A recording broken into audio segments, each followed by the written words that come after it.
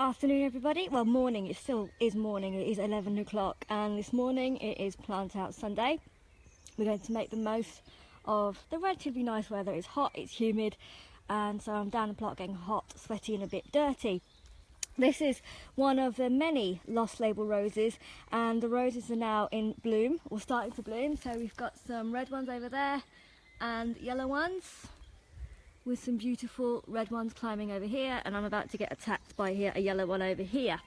The point today though is planting out, and all of the seeds I've been talking to you about over the last few weeks, namely all the seedlings, so that's the tomatoes and the squashes, are going to be plugged in today. So let's move away from the rose and think about what we are doing today. So if you venture with me, and I'll do my best not to trip over. There's grass and there's lots of it. It is all over the shop. And if I was built for digging, I would probably dig it over. Alas, I am not. So the plan, as I say, is to plant out. But first things first, you have to raid the garden centre when all else has failed. And what I'm going to do in this bit here and over there somewhere is plant out some rainbow chard and some spinach. You'd be surprised how much spinach and chard you can use in the kitchen, particularly when it comes to Indian dishes. My mum loves spinach, and it gets made into saag and palak, which can be used as a sabji or as a salad really. So here we have some bright chard, I think, and also some leeks, and these were unfortunately taken from a garden centre. Paid for, not taken, made, well, from a garden centre. The things that I'm going to be planting out today though are the homegrown seedlings. So in this particular bed we have two tomatoes and squashes.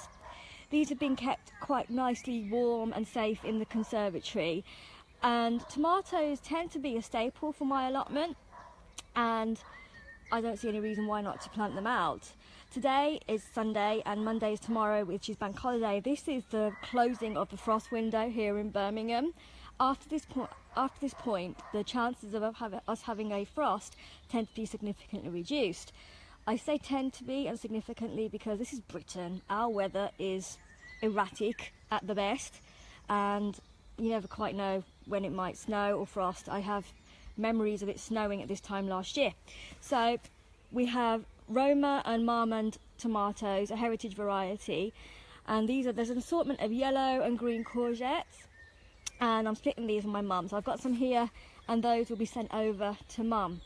As you may be aware, my allotment tends to be half of raised beds, so let's go adventuring again. So all the raised beds are going to have a combination of tomatoes and courgettes. So there's tomatoes here, there are courgettes and tomatoes here, and some bolted garlic, I think. So try soaking the seeds. I could do, but then they rot, and I don't want rotten seeds. Not all seeds can be safely soaked and then have a success rate of germinating. Some seeds you can, not others. Okra, for example, you can soak in warm water and they might germinate, but others, if they get too wet and if they're left in water too long, will rot and then just rupture. The actual cell wall of the seed breaks and it ruptures from inside out. So while some seeds can be soaked and sown, not all of them can be. So moving on from the raised bed, you can see that the raspberries and the currants are kicking off somewhat spectacularly. If I just come over here, you can see that we have green strings of fruit. I have a combination of red, white and black currants here. There's about 9 of them, I think. These were very productive last year, and I'm hoping it will be productive this year. I haven't actually chopped anything. Oh, you're welcome. I haven't chopped my my black currants down in a long time, and one of my plot neighbours once did tell me that it takes 2 years for the actual stems to mature, and at that point they fruit. These have been in here for about 4 or 5 years and I've yet to prune them back. To be fair, I'm a bit scared that they might die, so I'm going to think about that for a little bit. This is the poker raspberry that's going slightly crazy. Oh look, more red currants. These are actually about to turn, believe it or not. Yeah. Oh, hello, there is a frog down here. Hello, Mr. Froggy, you have just been framed. There you go, you can just about see him. I'm now venturing into David Attenborough territory. So let's go around here and see what we've got. Over here is a raised bed that is at the moment full of volunteer potatoes and squashes and sweet corn. The sweet corn that I've got here at the moment, I think I've got about 20 something incredible seeds. These are a rapidly growing variety. And this, I'm going to try in this bed. This bed has never before had 2 out of 3 sisters. The 3 sisters growing method usually involves beans, squashes and sweet corn.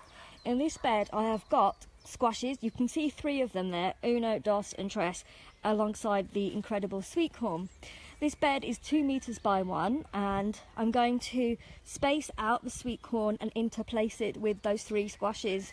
In the past I have had a fair bit of success. There's been sweet corn and there's been squashes, and they've grown quite happily together. Today I have never done the 3 sisters. I've done a variation, the 2 out of 3 sisters, and hopefully this will be another success. I do know there are potatoes there. I'm not disturbing them. I could, but I'm not going to, and I don't see why. There might be some nutrient stretching, but hey ho, these things happen. And this whole allotment is about experimentation and either getting things right or wrong.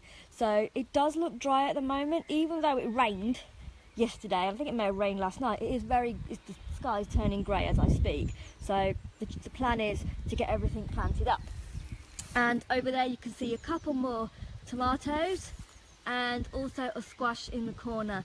I was a bit conscious that if I put a squash there, it's going to get shaded out with the currants. So that's a bit, and the tomatoes will flourish as well. They'll grow up and they will grow out. Roma and Marmon tend to spread, and you need to be able to control them a little bit. So that's that there. Everything is in need of a tidy, and it is fairly lush. I've stumped down a few bits of the grass to make sure that everything is okay. So grapevines aren't doing too badly. Up until about 4 weeks ago they were fairly naked and fairly bare, so they have started to fill out with the warm weather that we have had. So over here, let's just climb over the raspberries. I'm tall enough to do that and not get kiboshed. So in this bed again we have tomatoes, just the 3 again, and potatoes. Would you believe I've got potatoes all over the place? To make sure that they do get spread out, the plan is then to spread stuff around it. I have seeds at home for chard and spinach, so if the seeds that I'm going to plant, the plants rather, don't make it at the top, I can scatter and broadcast so lots of seeds around here. So most of the seeds that I will have planted at home that have germinated and have become plants will now be planted out. It has been a slow year and not a lot of what I've sown has germinated, but we're going to make the most of it and hope everything will get done.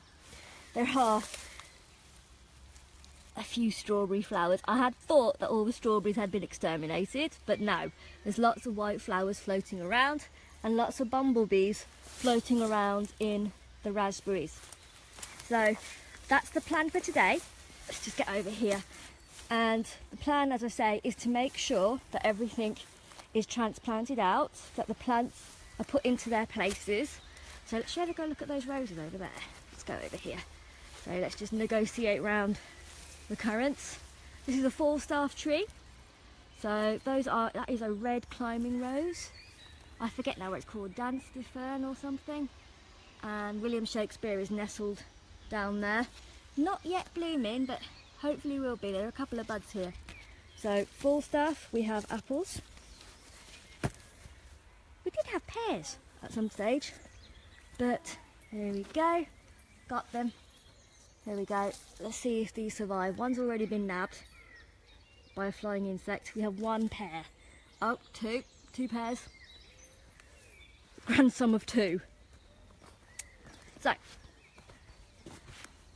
squashes, these are to go back to Mum, and hopefully she will enjoy them on the plot. But just to summarise, we've got tomatoes and we've got squashes, we've got leeks and we've got spinach to plant out. It's not my bindweed, by the way. That's been lent by a neighbour who has yet to tackle his bindweed, so it makes an escape and comes over here. Hopefully today everything will be planted out. Tomorrow we will dig over and get rid of some grass in the open ground and prepare that as well for some sowing. At home I have seeds for runner beans and climbing French beans.